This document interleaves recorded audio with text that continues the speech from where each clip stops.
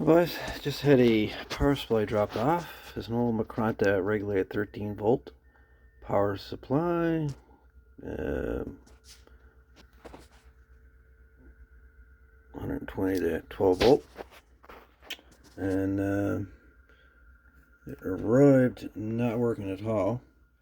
And what it ended up being, a couple things actually. Well, the LED burned out somehow. The switch was also faulty, so I replaced the switch. I replaced the LED.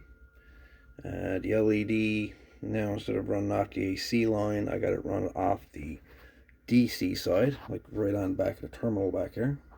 So if LED lights up, well, you got power here, 13.8 volts.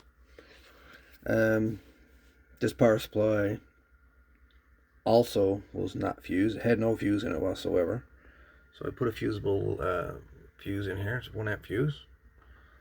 And the transistor back here got awfully hot as well.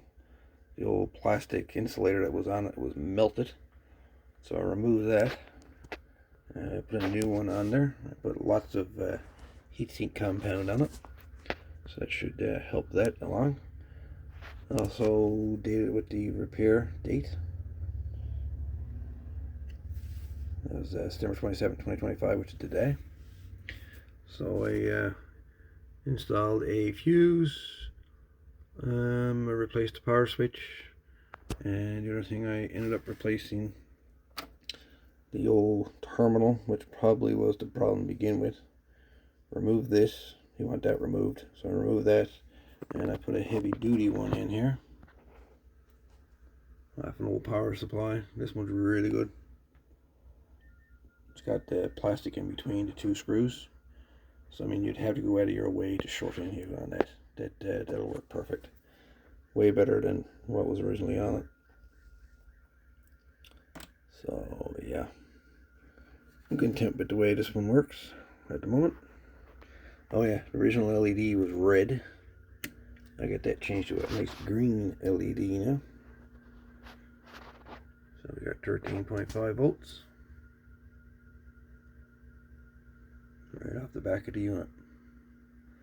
So there you go. Couple easy repairs.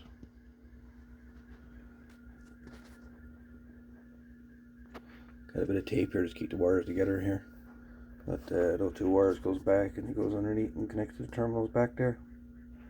And I got a 600 ohm resistor put in line with the LED for current limiting, going to the LED. Turn off the unit, and she was out. There we go. Well, I think overall, I think she came up pretty good. Another repair done.